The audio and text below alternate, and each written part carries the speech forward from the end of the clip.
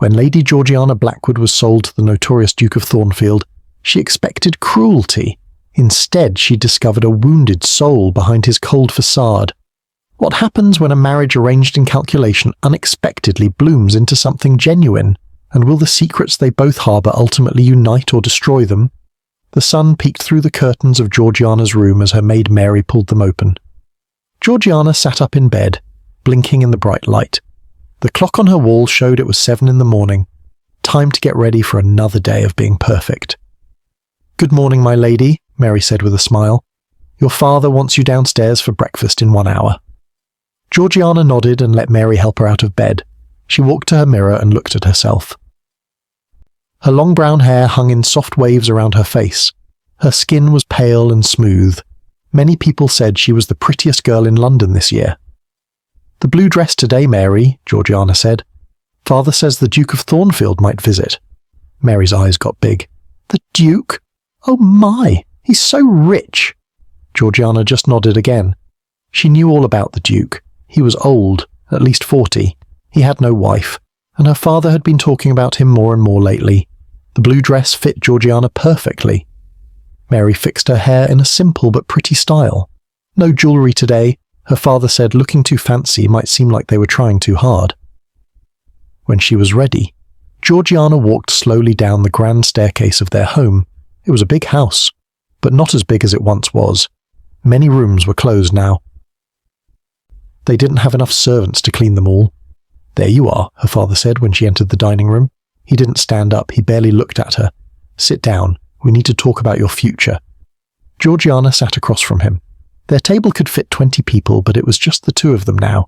Her mother had died 5 years ago. Her brothers were away in the army. "Yes, father," she said, keeping her voice soft and sweet. "The Duke of Thornfield is coming today, not just to visit. He's coming to look at you." Her father finally put down his newspaper. "Our family needs this match, Georgiana. We need his money." Georgiana's stomach felt tight, but she didn't let her face show it. "I understand, father." "Good girl. You've been raised for this moment. To make a good match. To save our family name." He picked up his teacup. "The Duke is not young or handsome, but he has more money than anyone in the county, and he needs a wife from a good family like ours." Georgiana ate a small bite of toast. "What is he like?" Her father frowned. "It doesn't matter what he's like. What matters is that he can pay off all our debts. What matters is that you do your duty." After breakfast, Georgiana went to the garden with her book, but she couldn't focus on reading. She kept thinking about meeting the Duke. Would he be kind? Would he smile? Would he care about what she thought or liked? She knew the answer already. Men like the Duke didn't marry for love. They married to get something they wanted, and her father didn't expect love for her either. He expected her to do what she was told. At noon, Georgiana heard carriage wheels on the driveway. She hurried inside and stood in the hall waiting with her father. "Stand up straight," he whispered. "Smile, but not too much." The front door opened. The butler announced, "His Grace, the Duke of Thornfield." The man who walked in was tall with dark hair that had some grey in it. His face was handsome in a hard way, with sharp cheekbones and a strong jaw, but his eyes were cold. They looked at Georgiana like she was a horse he might buy. "Welcome, Your Grace," her father said, bowing low. "This is my daughter, Lady Georgiana." Georgiana curtsied perfectly, just as she'd practiced 1,000 times. "Your Grace," she said, keeping her eyes down. "Lady Georgiana," the Duke said. His voice was deep but empty of feeling. "I've heard much about you. All good things." "I hope," she said with a small smile. The Duke didn't smile back. "We shall see if the reports are accurate." They went to the sitting room. Georgiana poured tea for them. She sat with perfect posture. She spoke only when spoken to. She did everything right. The Duke asked her father questions about her, her age, her health, her education. He talked about her as if she wasn't there. "She plays piano quite well," her father said, "and her French is excellent." "Can she run a large household?" the Duke asked. "Of course. She has managed this house since her mother died." Georgiana felt like a doll being sold at market, but she kept smiling. She kept being perfect. After an hour, the Duke stood up. "I believe I've seen enough. She will do." Georgiana's heart beat faster. "Will do? What did that mean?" Her father looked happy for the first time in months. "Excellent. When shall we discuss terms?" "Now, if you have time," the Duke said. "I see no reason to delay." The two men went to her father's study, leaving Georgiana alone. She sat very still, trying to understand what had just happened. Had she just been sold? Had her whole future been decided in 1 hour by two men who barely looked at her? That night her father called her to his study. "It's done," he said. "You will marry the Duke in 2 weeks." 2 weeks, Georgiana whispered, her perfect smile finally slipping. "So soon?" "The Duke doesn't like to wait once he's made a decision." Her father almost looked sorry for her. Almost. "This is a good match, Georgiana. The best we could hope for. Our family will be saved." Georgiana nodded slowly. "Yes, father." "I understand my duty." Back in her room, Georgiana looked out her window at the night sky. Stars twinkled above, free and far away. Tomorrow she would start packing. In 2 weeks she would be a duchess. She would have fine clothes and jewels and servants. But as a single tear rolled down her cheek, she wondered if she would ever have love. The next 2 weeks passed like a dream for Georgiana. Not a good dream, but the kind where you can't move your feet when you need to run. Boxes filled her room as Mary packed her things. Georgiana's wedding dress hung on her closet door. It was white and fancy, with tiny pearls sewn all over it. Her father had ordered it from London without even asking what she liked. "It's the finest dress I've ever seen," Mary said as she folded Georgiana's nightgowns. "You'll look like a princess." Georgiana touched the smooth fabric. "Yes, but I'll feel like a prisoner." The night before her wedding, Georgiana couldn't sleep. She stood by her window and watched the moon rise over the trees. Tomorrow she would leave this house forever. She would go to live with a man she'd met only twice. The second time he had come to sign papers with her father, he had barely looked at her. "Please give me strength," she whispered to the stars. "Help me be brave." Morning came too soon. Mary helped Georgiana into her wedding dress. It was heavy with all its layers and beads. Mary placed a veil on Georgiana's head and stepped back. "You're the most beautiful bride I've ever seen," Mary said with tears in her eyes. Georgiana tried to smile. "Thank you for everything, Mary." Downstairs, her father waited in the hall. For once, he looked at Georgiana properly. "You look like your mother," he said, his voice softer than usual. "Do you think she would be happy about this match?" Georgiana asked. Her father's face turned hard again. "She would understand the need for it, as you must." They rode in a carriage to the church. It was a short ride, but to Georgiana it felt like hours. The church was small but pretty, with flowers placed along the aisle. Not many people sat in the pews.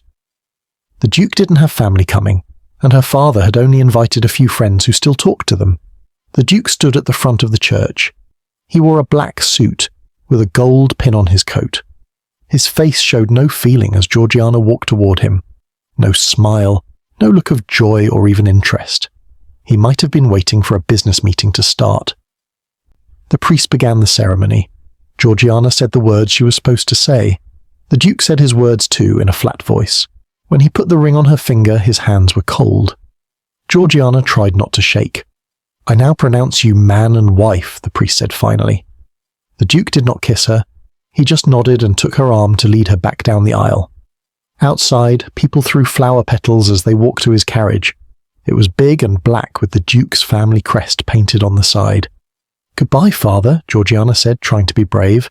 Her father patted her hand. "Remember your duty," he whispered. Then he stepped back and let the Duke help her into the carriage. They rode in silence to the Duke's house in London. It was huge, with tall windows and big stone steps leading to the front door. Servants stood in a line to greet them. Georgiana tried to smile at them, but her face felt frozen. "These are your rooms," the Duke said, leading her up a wide staircase and down a long hall. He opened a door to show a pretty sitting room with blue walls. "My rooms are next door, but we will not share them."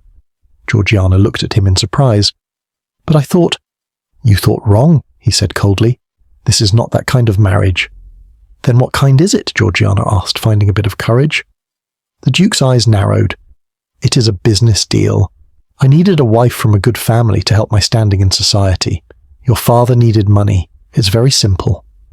Georgiana felt her cheeks get hot. "So I am just for show, like a painting on your wall." "Exactly," the Duke said with a small, mean smile. And like a painting, I expect you to be pretty and silent." He turned to leave but stopped at the door. "We will attend Lady Harrington's ball tonight. Wear something nice. I want everyone to see my beautiful new Duchess." When he was gone, Georgiana sat on a chair and finally let herself cry. She'd known this marriage wasn't about love, but she had hoped for kindness at least. Instead, she had been bought like a thing in a shop. A knock at the door made her wipe her eyes quickly. A young maid came in. "I'm Jane, my lady. I'll be your personal maid here." "Thank you, Jane," Georgiana said, trying to sound like a duchess should. "The ball starts at 8 o'clock, Jane said. "Should I help you get ready soon?" Georgiana nodded. She didn't want to go to a ball, she wanted to run away. But where would she go? Her father didn't want her back. She had no money of her own. She was trapped. Jane helped her into a green silk dress with little gold flowers sewn on it. She fixed Georgiana's hair with gold pins and placed a small tiara on top. "The Duke's mother's tiara," Jane explained. "He sent it for you to wear." When she was ready, Georgiana went downstairs. The Duke waited in the hall. For a second he looked surprised when he saw her, but his cold face quickly returned. "You'll do," he said, just like the first day they met.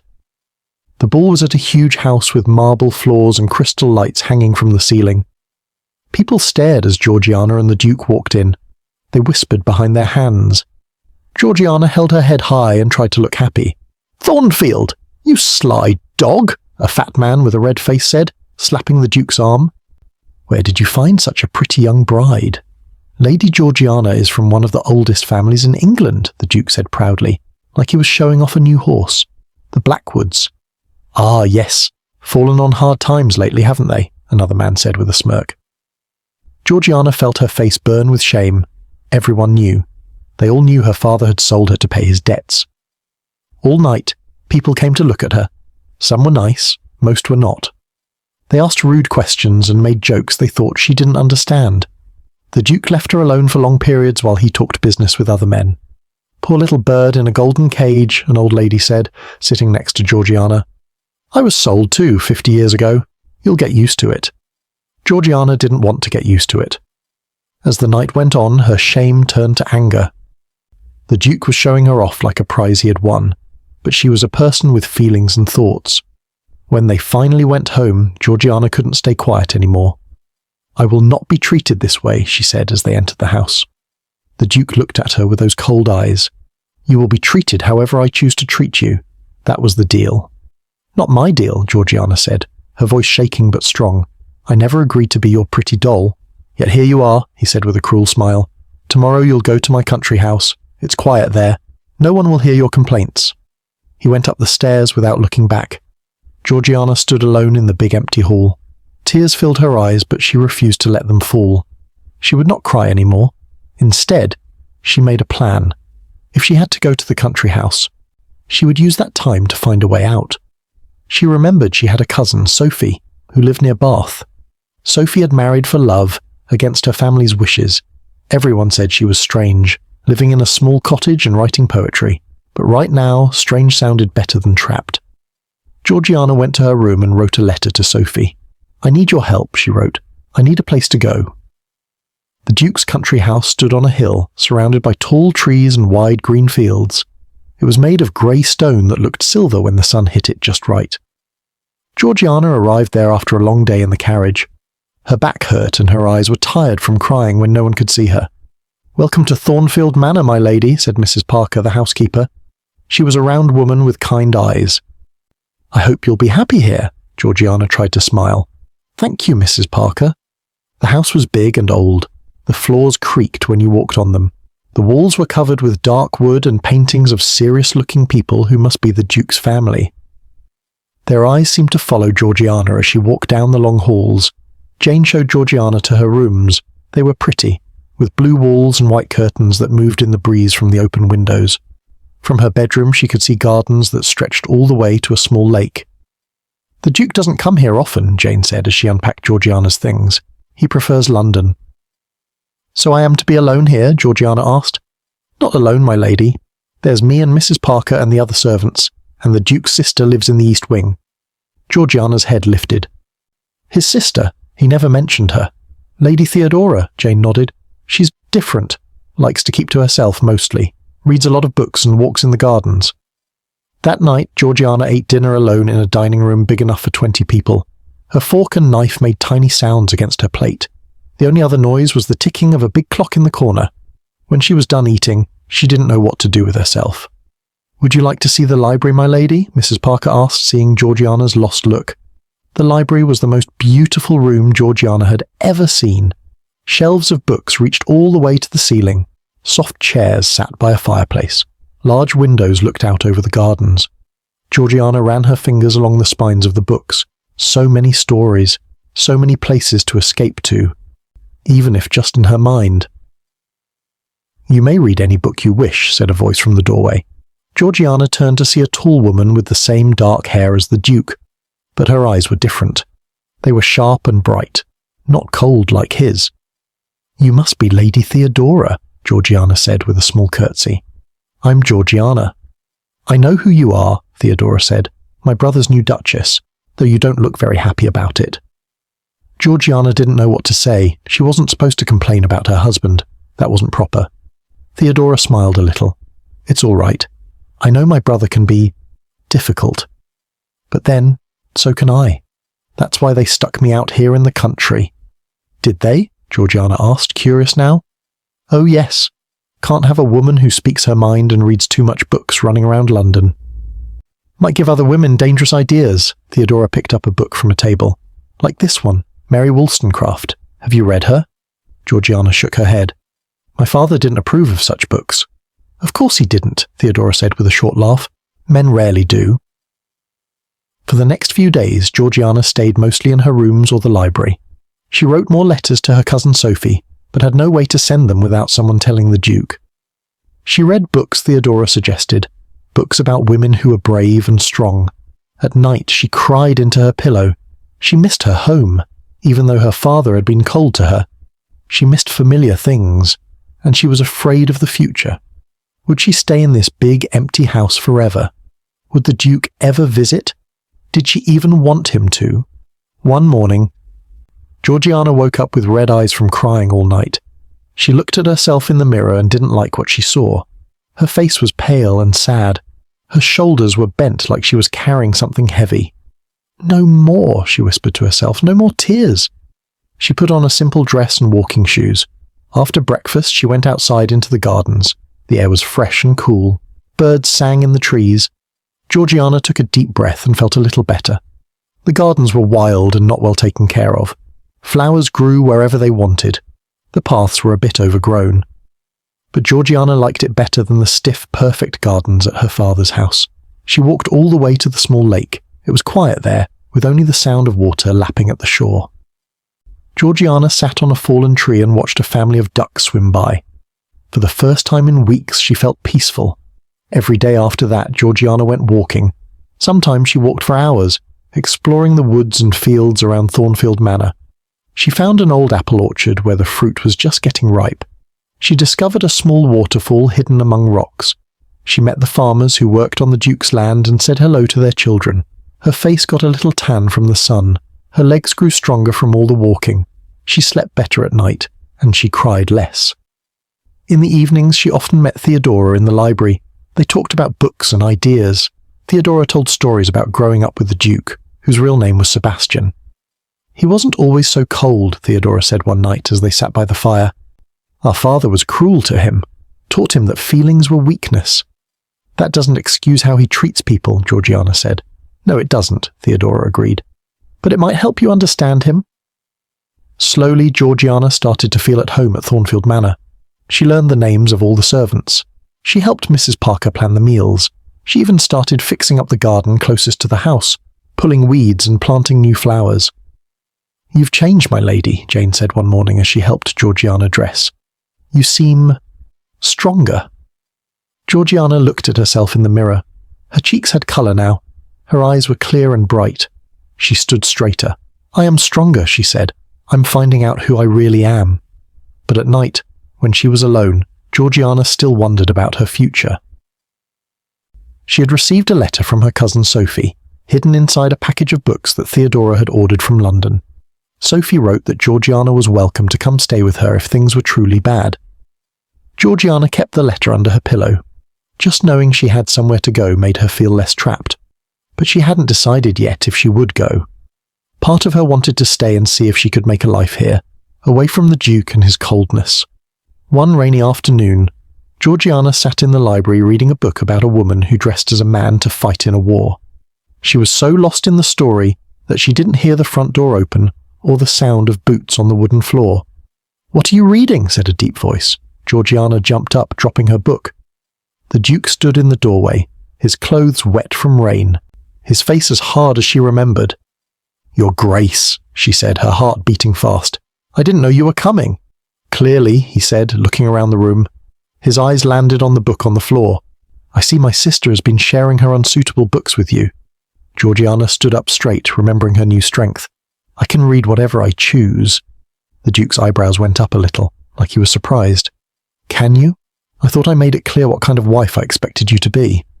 "You made it clear what kind of ornament you wanted," Georgiana said, surprising herself with her bold words. "But I am not an ornament. I am a person." For a moment something flashed in the Duke's eyes. Not anger, but something else.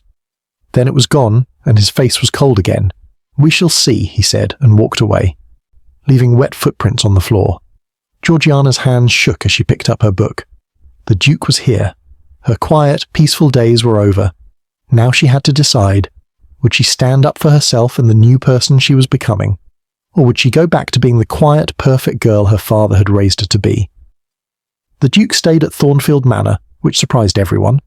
Usually he only came for a day or two before going back to London. But this time days turned into a week, and he showed no signs of leaving. Georgiana tried to keep to her usual routine. She walked in the gardens in the morning. She read in the library in the afternoon. But knowing the Duke was in the house made everything feel different. She jumped at small noises. She looked over her shoulder when walking down hallways. At dinner, they sat at opposite ends of the long table and barely spoke.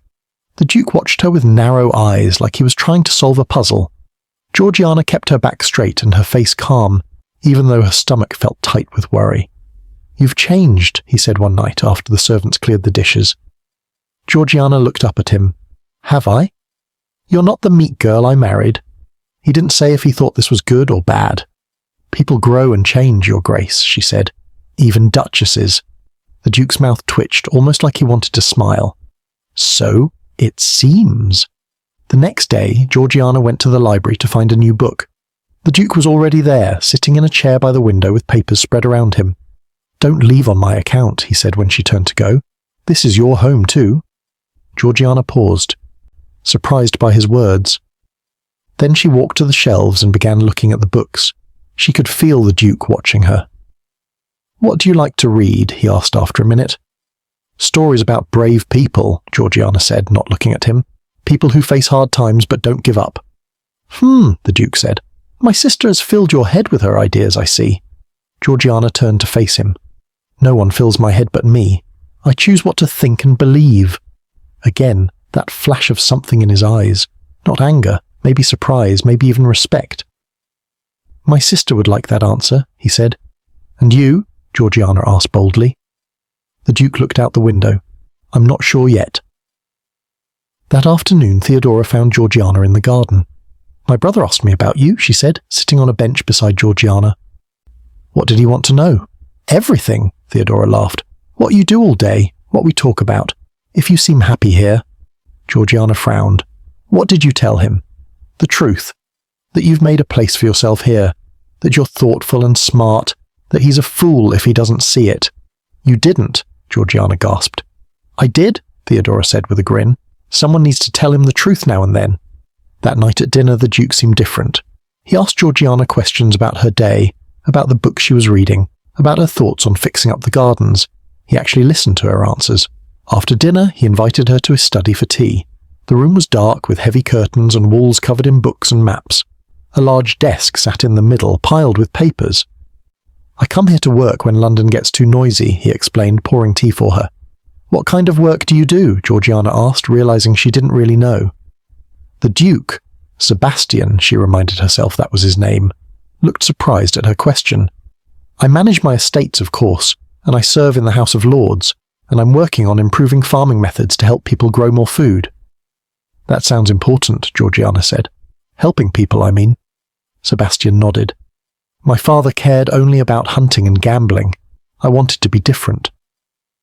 For the first time, Georgiana saw him as a real person, not just the cold man who had bought her like a painting. He had hopes and plans of his own. Over the next few days, something shifted between them.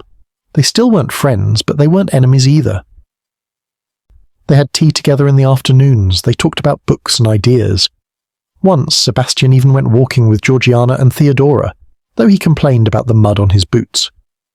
One rainy day, Theodora invited Georgiana to her rooms in the East Wing.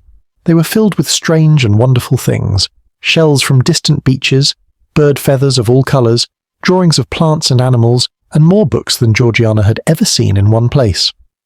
My brother thinks I'm odd, Theodora said, showing Georgiana a collection of dried flowers, but I find the natural world much more interesting than London ballrooms. I think you're fascinating, Georgiana said honestly. You've taught me so much. Theodora smiled.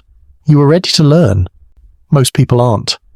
They sat by the fire with cups of hot chocolate as rain drummed on the windows. Theodora told stories about growing up at Thornfield Manor, about her parents and their unhappy marriage. Our mother was like you, she said, young and full of life, but our father crushed that out of her. He was cruel and cold. He taught Sebastian that to be a man meant to be hard, to never show feelings. That's sad, Georgiana said, thinking of the Duke's cold eyes when they first met. It is, Theodora agreed. After our father died, I hoped Sebastian would change. But by then, the damage was done. He built walls around himself. He thinks showing kindness is showing weakness. Later that night, Georgiana couldn't sleep. She put on a robe and went down to the library to find a book to read. The house was dark and quiet. But as she passed Sebastian's study, she saw light under the door. She knocked softly. Your Grace, are you still awake? The door opened. Sebastian stood there, his jacket off, his hair messy like he'd been running his hands through it.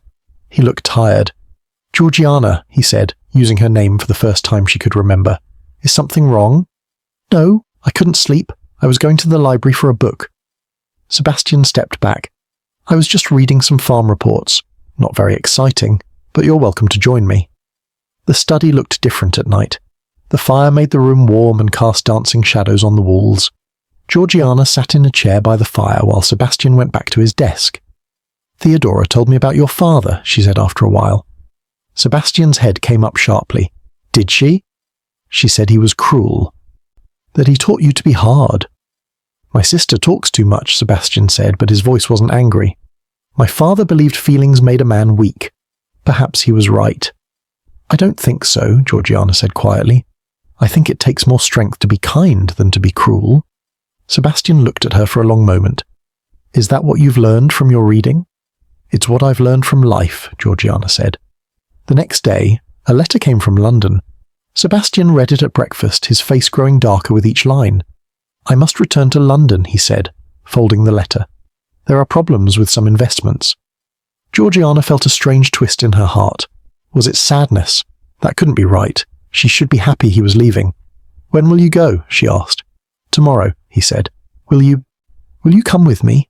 Georgiana's teacup froze halfway to her lips. To London? Yes, Sebastian said, looking uncomfortable. As my Duchess. There are events I should attend, people I should meet with. To show off your pretty wife? Georgiana asked, remembering the horrible ball.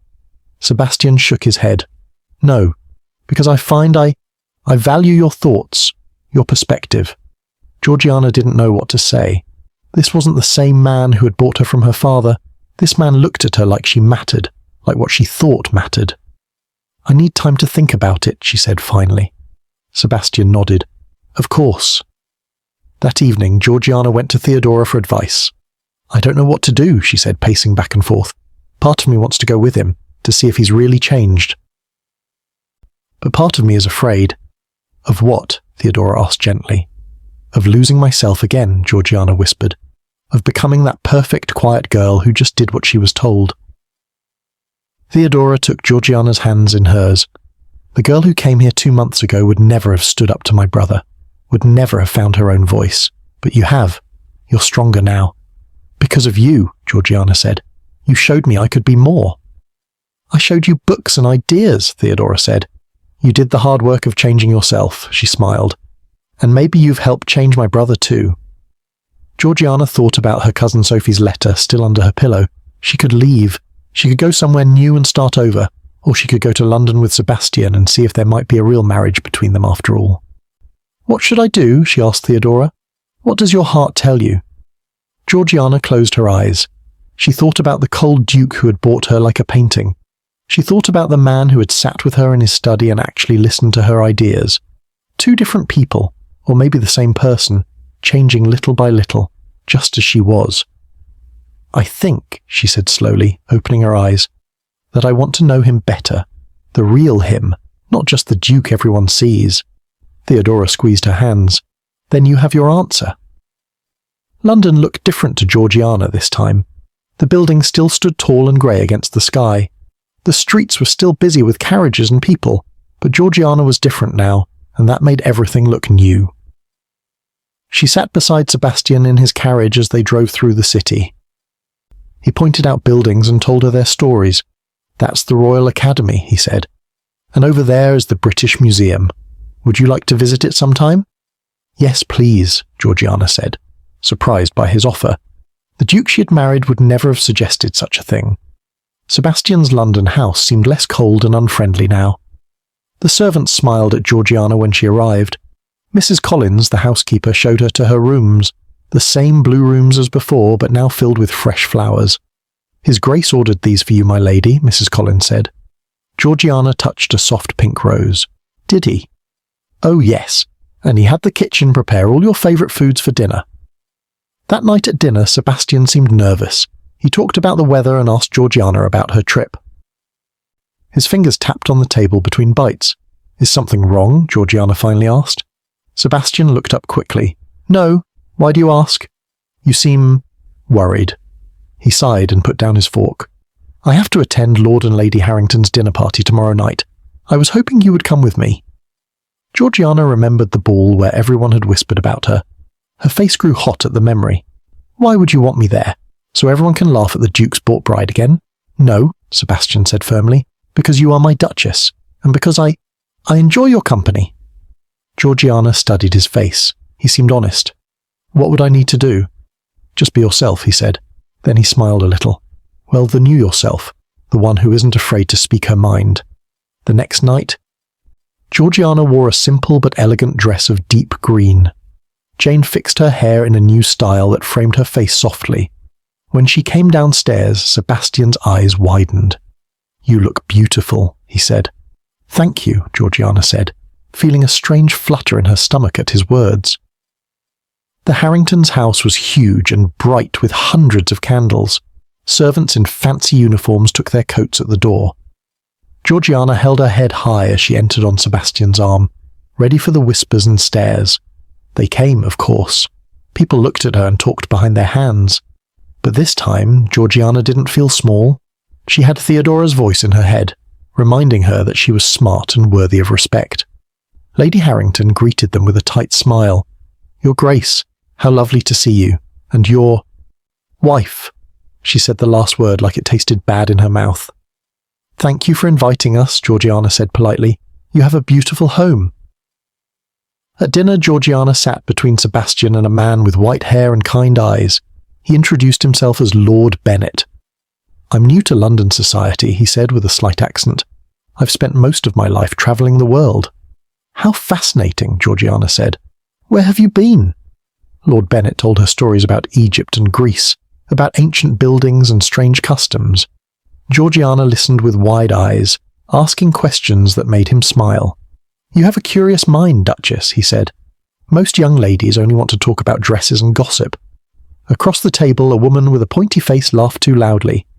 Well, what else would you expect the Duke to buy? A blue stocking with opinions. No, he wanted a pretty face, not a thinking mind. The table went quiet. Georgiana felt her face burn. Sebastian put down his fork with a sharp click. Actually, he said coldly, I find my wife's intelligence to be her most attractive quality. She's introduced me to several books I might not have read otherwise. Lord Bennet smiled at Georgiana. What are you reading currently, Duchess? Georgiana took a deep breath. Mary Wollstonecraft, she said. a vindication of the rights of woman. Several people at the table gasped. The pointy-faced woman looked like she'd swallowed something sour. But Lord Bennet nodded with interest. "A powerful work," he said. "My late wife was a great admirer of Wollstonecraft. She believed educated women make better mothers and wives." "And better people," Georgiana added. "Feeling brave?" After dinner, while the men had their drinks and cigars, the women gathered in the sitting room. Georgiana sat alone on a small sofa, feeling out of place. The other women talked about people she didn't know and parties she hadn't attended. Lady Bennet, Lord Bennet's daughter, came and sat beside her. She was about Georgiana's age, with friendly brown eyes. "Don't mind Mrs. Fairfax," she said quietly. "She's just jealous because she wanted to marry the Duke herself." "Really?" Georgiana asked, surprised. "Oh yes, she chased him for years, but he was never interested." Lady Bennet smiled. "I'm Harriet, by the way. My father speaks very highly of you." "We only just met at dinner," Georgiana said. "Yes, but he's an excellent judge of character. He says you have an inquiring mind." Harriet lowered her voice. "I do too. But I've learned to hide it in certain company." By the time the men joined them, Georgiana and Harriet were talking like old friends. When Lord Bennet and Harriet prepared to leave, they invited Georgiana and Sebastian to tea the next day. "I would be delighted," Georgiana said, smiling at her new friends. In the carriage going home, Sebastian seemed quiet. Georgiana wondered if she'd embarrassed him by mentioning Wollstonecraft at dinner. "Are you angry with me?" she asked softly. Sebastian looked surprised. "Angry? Why would I be angry?" "Because of what I said at dinner. About the book." "No," he said, shaking his head. "I was proud of you. You spoke your mind even when it wasn't easy." Georgiana felt warm inside at his words. "You defended me," she said, "when that woman made her cruel comment." "Of course I did." "You're my wife?" Sebastian looked out the window for a moment. "And what I said was true. Your mind is your most attractive quality." The next day they visited Lord Bennet and Harriet at their home near the park. It was smaller than many houses in the area, but filled with interesting things from around the world. Masks from Africa, pottery from Greece, silk hangings from China. "My father collects treasures from his travels," Harriet explained as she showed Georgiana around. They had tea in a bright room overlooking a small garden. Lord Bennet asked Sebastian about his work in the House of Lords. To Georgiana's surprise, Sebastian spoke passionately about helping poor farmers and improving schools for children. "I didn't know you cared about such things," she said later as they walked in the garden. Sebastian looked almost shy. "There's a lot we don't know about each other," he said. "I hope that's changing." Over the next week, Georgiana and Sebastian spent time with the Bennets almost every day. They went to museums and gardens. They attended lectures at the Royal Society. Lord Bennet knew many interesting people, writers, scientists, explorers, and introduced Georgiana and Sebastian to all of them. "You've made quite an impression on Lord Bennet," Sebastian said one evening as they rode home from a dinner. "He told me you remind him of his wife when she was young." "Is that a good thing?" Georgiana asked. "I believe so. She was apparently a remarkable woman, very intelligent and strong-minded." Georgiana looked at Sebastian's face in the dim light of the carriage. "And you? Do you like strong-minded women?" Sebastian was quiet for a moment. Then he reached over and took her hand. "I'm finding that I do," he said softly. At home, he walked her to her bedroom door. "Good night, Georgiana," he said, still holding her hand. "Good night, Sebastian," she replied, using his name for the first time to his face. He looked startled, then pleased. His eyes, once so cold, now looked warm in the soft light of the hallway. For a moment, Georgiana thought he might kiss her. Her heart beat faster at the idea, but Sebastian just squeezed her hand gently and let it go. "Sleep well," he said, and walked to his own rooms. Georgiana went into her bedroom and closed the door. She leaned against it, touching her hand where he had held it. Something was growing between them, something new and fragile and unexpected. Not the cold business deal of their marriage, but something that felt like friendship, maybe even something more. She went to the window and looked out at the London night. Stars peeked through gaps in the clouds. Georgiana thought about how far she'd come from the scared girl who had left her father's house. She wasn't that girl anymore. She was becoming someone new, someone stronger and braver, someone who could speak her mind and make her own choices, and maybe Sebastian was changing too. The cold Duke who had bought her like a painting was becoming a man who listened to her ideas and introduced her to his friends, a man who held her hand in the dark and looked at her with warm eyes. Georgiana didn't know what would happen next, but for the first time since her wedding day, she felt hopeful about the future. The days grew warmer as spring turned to summer. London filled with people coming for the season. Streets that had been quiet were now noisy with carriages and shoppers. Parks that had been empty now had ladies with parasols walking along the paths. Georgiana's days fell into a new pattern. In the mornings she would meet Harriet for walks in the park or visits to shops. In the afternoons she often joined Sebastian at meetings or lectures. In the evenings they attended dinners and small parties with the Bennets and their friends.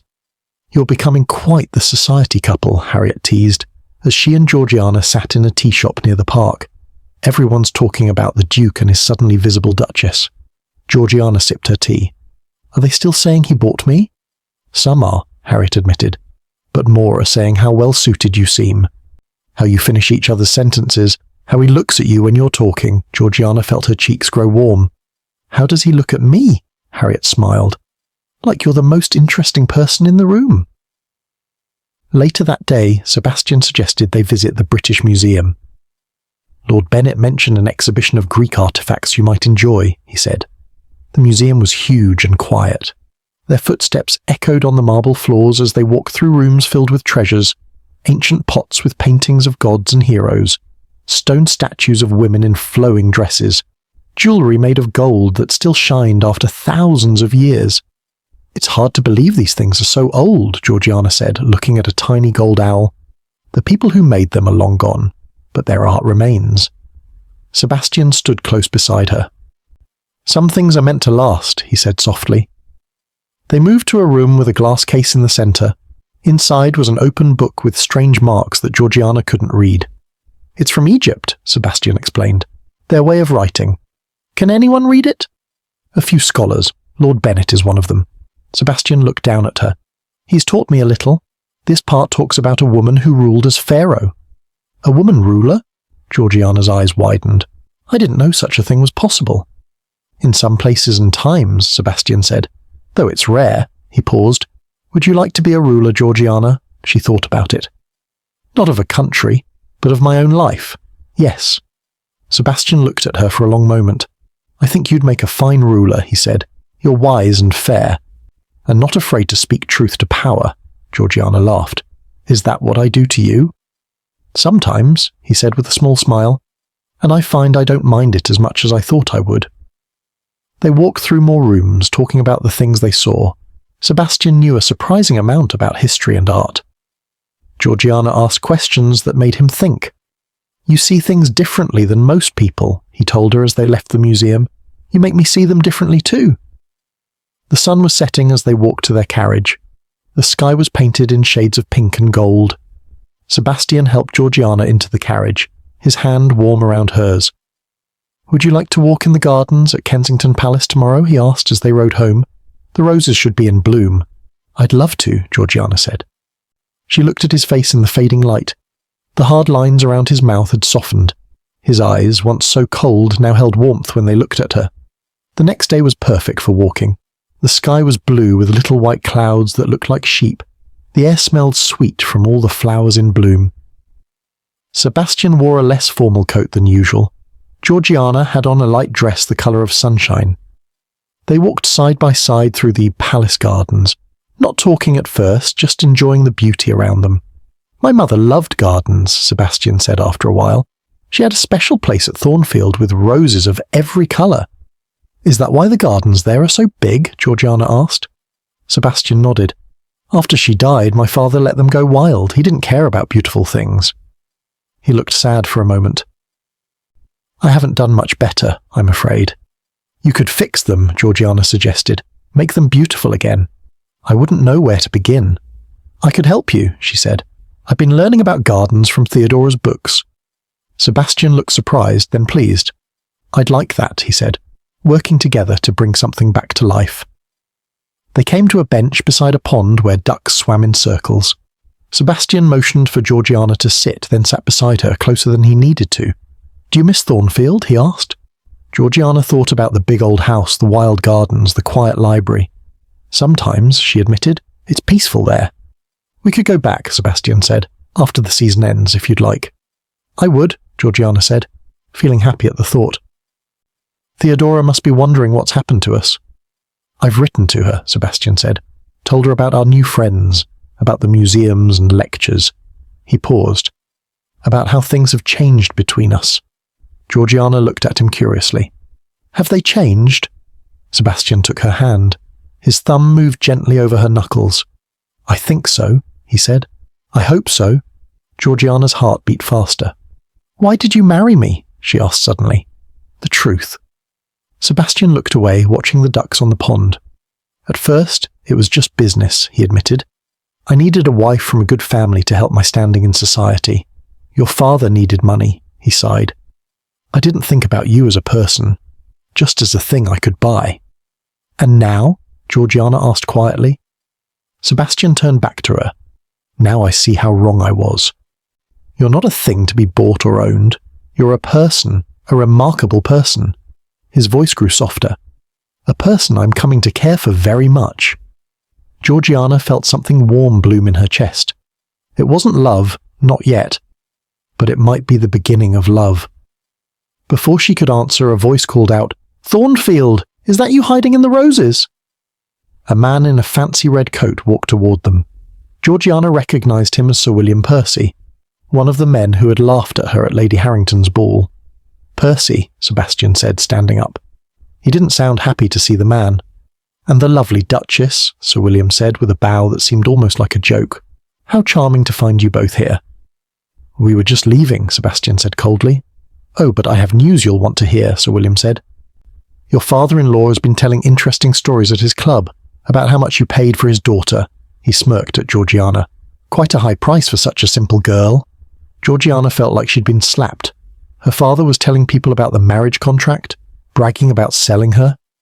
Sebastian's face turned hard like it used to be. You will apologize to the Duchess, he said in a voice that made Sir William step back. Come now, Thornfield. Everyone knows it was a business deal.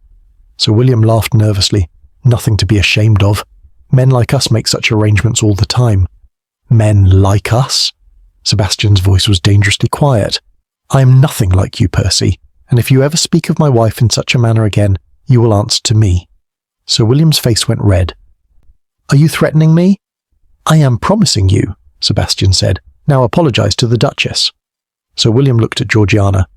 My apologies if I offended you, Your Grace, he said stiffly. Thank you, Sir William, Georgiana said calmly, though her hands were shaking. But I'm not offended. I know my worth, even if others do not. Sir William looked confused by her answer. He backed away, muttering about having another appointment. When he was gone, Sebastian sat down again.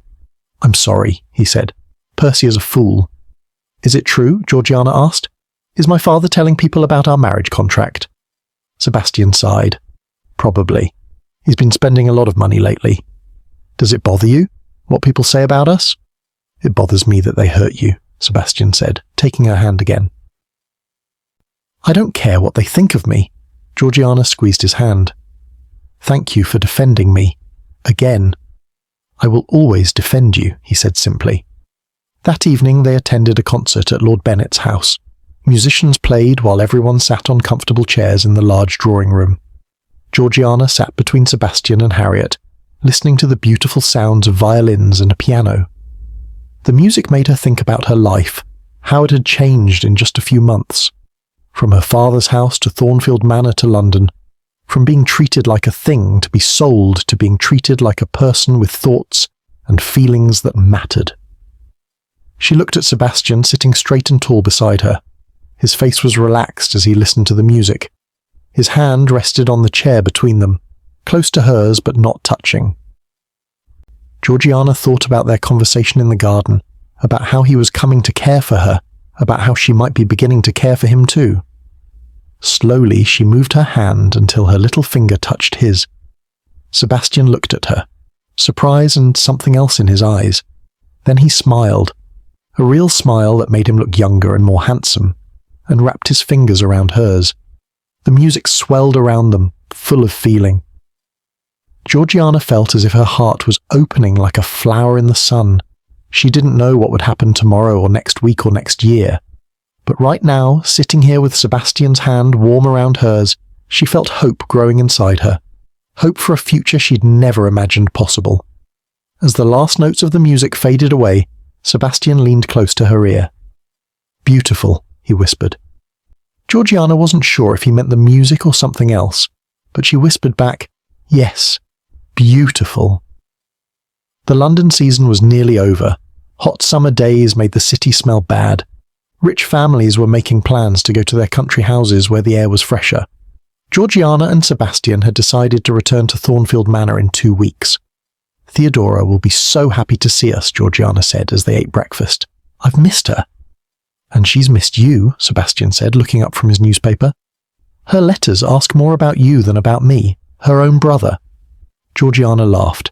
"That's because I write to her myself. You should try it sometime." Sebastian smiled at her over his coffee cup. Their meals together were comfortable now, filled with easy talk and small jokes. So different from the cold, quiet dinners when they first married. A servant came in with the mail on a silver tray. Sebastian picked through the letters. "Here's one for you," he said, handing Georgiana an envelope. The handwriting was messy and the paper cheap. Georgiana didn't recognize it. She opened the letter and began to read. Her face grew pale. "What's wrong?" Sebastian asked, noticing the change. Georgiana's hands shook. "It's from my father," she said. "He wants more money." Sebastian put down his newspaper. "More? The agreement was clear. He says he needs it for my brother, that James is in trouble with gambling debts." Georgiana looked up with worried eyes. "He says if you don't pay, he'll tell more people about our arrangement. He'll make it sound even worse than it was." Sebastian's face hardened. "May I see the letter?" Georgiana handed it to him. As he read, his jaw tightened and a muscle in his cheek jumped. "This is blackmail," he said when he finished. "Your father is threatening us." "What will we do?" Georgiana asked, her stomach tight with worry. Sebastian stood up. "I will deal with this. Today." "How?" "I'm not sure yet, but I won't let him hurt you again." Sebastian came around the table and took her hand. "Do you trust me?" Georgiana looked into his eyes, no longer cold but warm with concern for her. "Yes," she said. "I trust you." After Sebastian left to go to his office, Georgiana tried to keep busy. She wrote letters, she read a book, she played the piano. But her mind kept going back to her father's letter. Why was he doing this? Hadn't he gotten what he wanted already? The thought that he was telling people about selling her made her feel sick inside. In the afternoon, Georgiana decided to visit Harriet. Maybe talking to a friend would help her feel better. Harriet welcomed her with a warm hug.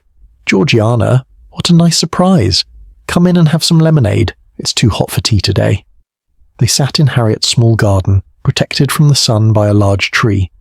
The lemonade was cool and sweet. "You seem worried," Harriet said after a while. "Is everything all right?" Georgiana sighed. "My father is causing problems." "Ah," Harriet nodded. "Fathers can do that. Mine used to, before he realized I had a mind of my own." "How did you make him see that?" Harriet smiled.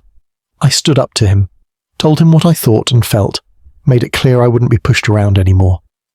Georgiana thought about that. She had never really stood up to her father, even at her wedding.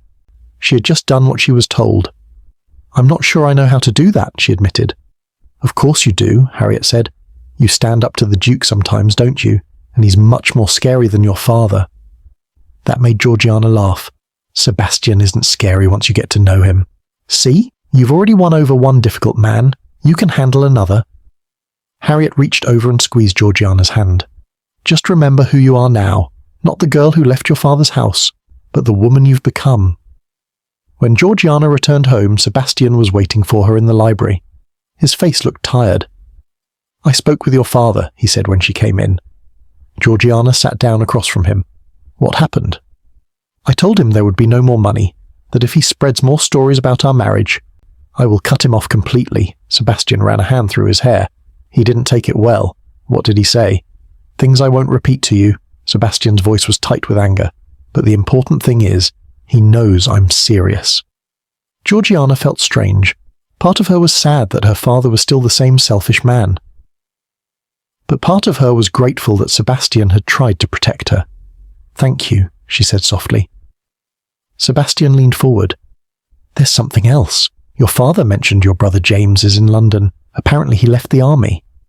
Georgiana was surprised. James is here? I haven't seen him in years. Would you like to? Sebastian asked. We could invite him to dinner. You wouldn't mind? He's your brother. Sebastian shrugged.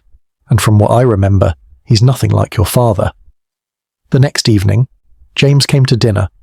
He was taller than Georgiana remembered, with the same light brown hair but a new scar on his cheek from the war. His uniform had been replaced by simple clothes that didn't fit quite right. Ellie, he said, hugging her tight, look at you, a real duchess. Georgiana laughed. And look at you, a real soldier. Not any more, James said, his smile fading a little. I left the army last month. Over dinner, James told them about his time fighting in Spain, about friends he'd made and lost, about coming home to find their father hadn't saved any money for him, even though that had been the agreement when James joined the army.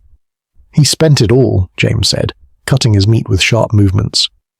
Said he needed it for business opportunities, so now I have nothing. Is it true you have gambling debts? Georgiana asked. James looked surprised. Gambling? No, I play cards sometimes, but I'm careful with my money. I have to be, since I don't have much. His eyes narrowed. Did father tell you that? Georgiana and Sebastian exchanged looks. He wrote asking for money to help you, Georgiana explained. He said you were in trouble. James put down his fork. That's not true. I haven't even seen him in weeks. He sighed.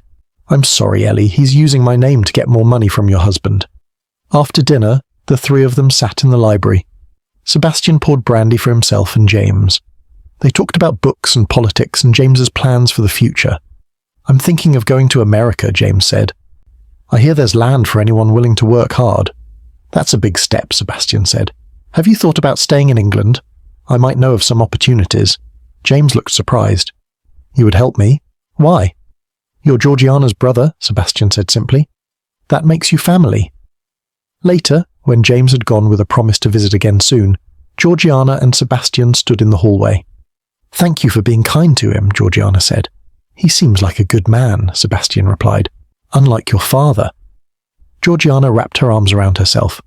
I need to talk to my father, she said, to make him stop this. Sebastian touched her cheek gently. Are you sure? I can handle him. No, Georgiana said firmly. This is something I need to do myself. The next morning, Georgiana went to her father's house. It looked smaller than she remembered. The paint was peeling and the garden was overgrown. Her father seemed surprised to see her. Georgiana, what are you doing here? We need to talk, she said, walking past him into the house. The inside was messy. Papers and empty bottles covered tables. The air smelled stale. What happened to Mary and the other servants? Georgiana asked, looking around. Gone, her father said shortly. Couldn't afford to keep them. They sat in what had been the good parlour. Her father looked older and less impressive than Georgiana remembered. His clothes were wrinkled and his eyes bloodshot. I know about the letter you sent Sebastian, she said. I know you lied about James. Her father's face turned red.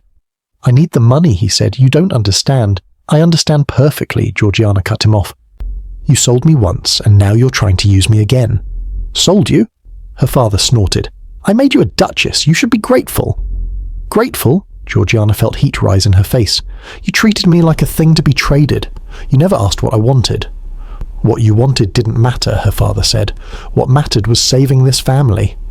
No, Georgiana stood up, looking down at him. What mattered was saving yourself. You never cared about me or James, just yourself. Her father stood too, his face angry. How dare you speak to me like that? I am still your father. Yes, you are, Georgiana said, her voice steady. But that doesn't mean I have to let you hurt me anymore, or let you use James's name to get money. What are you going to do about it? He sneered. Georgiana looked him straight in the eye. If you spread more stories about me or Sebastian, if you try to get more money from us, we will tell everyone the truth. About how you spent James's army money, about how you can't keep servants because you don't pay them, about how you drink too much and gamble away whatever money you have. Her father's face went pale. You wouldn't.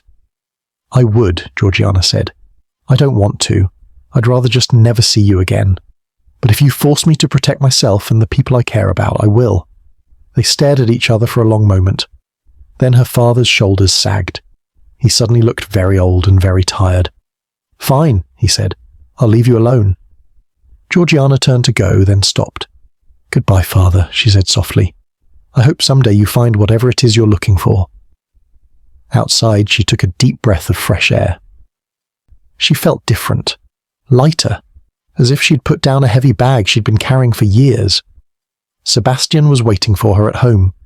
"How did it go?" he asked as soon as she came in. Georgiana took off her gloves slowly. "I told him to leave us alone, that if he didn't, we would tell everyone the truth about him." Sebastian's eyebrows went up. "And he agreed?" "I think so," Georgiana said. "He didn't have much choice." Sebastian took her hands in his. "I'm proud of you," he said. "That couldn't have been easy." "It wasn't," Georgiana admitted, "but it was something I needed to do." Sebastian pulled her gently into his arms. Georgiana rested her head on his chest, listening to his heartbeat. His arms felt strong and safe around her. "What happens now?" she whispered. Sebastian stroked her hair. "Now we go home," he said, "to Thornfield. To make a real life together, if that's what you want." Georgiana looked up at him. His eyes were warm and full of something that looked like love. "Yes," she said, "that's what I want."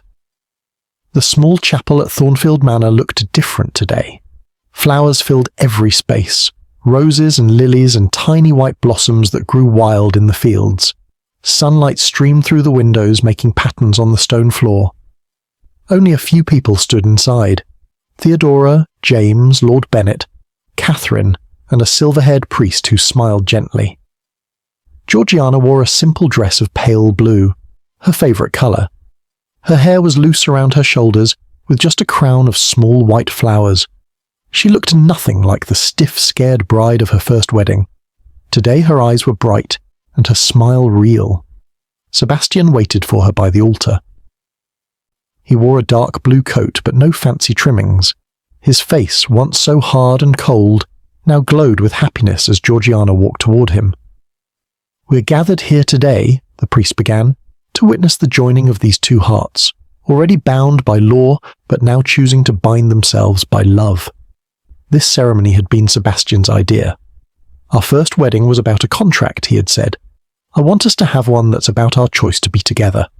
Georgiana and Sebastian had written their own promises to each other. Simple words that came from their hearts, not fancy vows from a book. "Georgiana," Sebastian said, taking her hands in his, "when I first met you, I thought I was buying a pretty ornament for my house. I was wrong in every way possible. You are not a thing to be owned, but a person to be cherished. You have taught me to see the world through new eyes, to value ideas and feelings I once thought were weakness. I promise to listen to you, to respect you, to stand beside you as your equal in all things. I promise to love you more each day than I did the day before." Georgiana felt tears in her eyes, but they were happy tears. "Sebastian," she said, her voice clear and strong, "when we first met, I thought I had no choice but to obey. I was wrong. We always have choices, even in the hardest times. I choose you now, freely and with my whole heart. I promise to speak my mind when it matters, to stand up for what I believe, to help you become the best version of yourself as you have helped me. I promise to love you through all the seasons of our life together." They exchanged simple gold rings. Sebastian's hands were warm as they held Georgiana's. When the priest pronounced them husband and wife, for the second time, Sebastian did kiss Georgiana, softly and sweetly, while their small group of friends clapped. Outside the chapel, the summer day was perfect. Birds sang in the trees, a gentle breeze moved the leaves. They all walked back to the house for a small celebration. "I've never been to a second wedding for the same couple," James teased as they sipped champagne in the garden. "It's not the same wedding," Theodora said. "The first one was a business deal. This one was love." She smiled at her brother and new sister.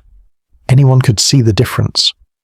After their friends left, James to his new job managing one of Sebastian's smaller properties, the Bennets to their rented house nearby, Georgiana and Sebastian walked in the gardens. The roses were blooming, filling the air with sweet smells. "Are you happy?" Sebastian asked, his arm around Georgiana's waist. "Very," she said, leaning against him. "Are you?" "More than I ever thought possible." He stopped walking and turned to face her.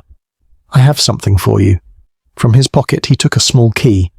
"This is for you," he said, placing it in her palm. "What does it open?" Georgiana asked, curious. Sebastian smiled. "Come and see." He led her to a part of the garden she hadn't explored before. Behind a tall hedge stood a small stone building, like a tiny house. Sebastian nodded to the door. "Try your key." The key turned easily in the lock. Georgiana pushed open the door and gasped. Inside was a perfect little study, with bookshelves along the walls, a desk by the window, and a comfortable chair for reading. "This is yours," Sebastian said. "Your own space to read and think and write. No one can come in without your permission, not even me." Georgiana walked around the room, touching the books, the smooth wood of the desk, the soft fabric of the chair. "It's perfect," she whispered. "How did you know?" "Theodora helped," Sebastian admitted. "She said every thinking woman needs a room of her own." Georgiana turned and hugged him tight. "Thank you," she said, "for understanding what I need." 6 months later, Georgiana stood on the deck of a ship, watching the coast of France grow closer. The wind blew her hair around her face and made her cloak flap like wings. Sebastian stood beside her, his arm around her shoulders to keep her warm. "Are you excited?" he asked. Georgiana nodded, and a little nervous. "My French isn't as good as it should be." "You'll learn quickly," Sebastian assured her. "You always do."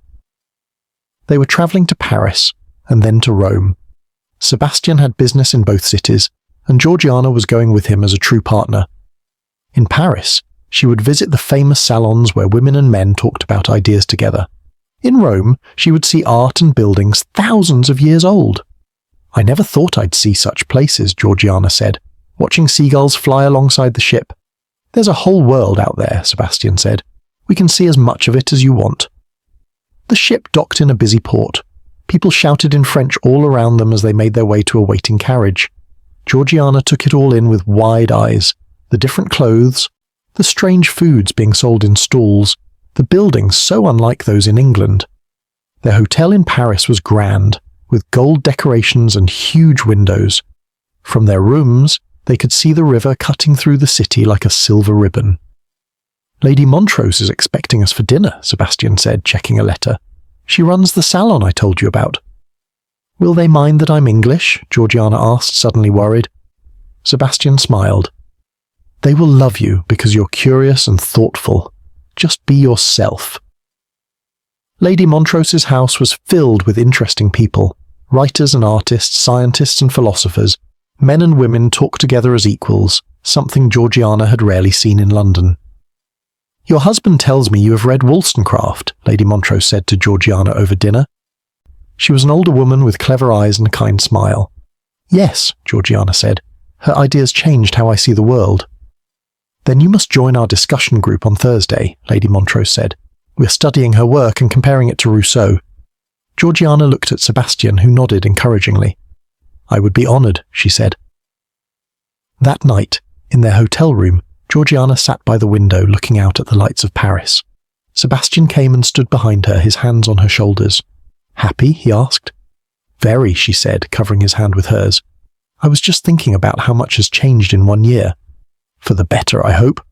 Georgiana turned to look up at him. "So much better than I could have imagined." In the following months, Georgiana bloomed like the roses in their garden at home. In Paris, she joined not just Lady Montrose's salon, but started a reading group for English women living in the city. In Rome, she studied art and history, filling notebooks with drawings and ideas. Sebastian watched her grow with pride and love. He had business meetings and political talks, but he made sure to have time for exploring with Georgiana. They climbed the steps of ancient buildings together. They tasted strange foods in local markets. They watched sunsets from the hills outside the city. One evening in Florence, they sat on the balcony of their rented villa. The sky was turning pink and gold as the sun set behind the hills. Lights were coming on across the city, twinkling like fallen stars. "I had a letter from Theodora today," Sebastian said, pouring wine for both of them. "She says the rose garden is looking beautiful. The ones you planted before we left are growing well." "I can't wait to see them," Georgiana said, "though I'm in no hurry to go home yet." Sebastian smiled. "We can stay as long as you like. I've never enjoyed travelling so much as I do with you."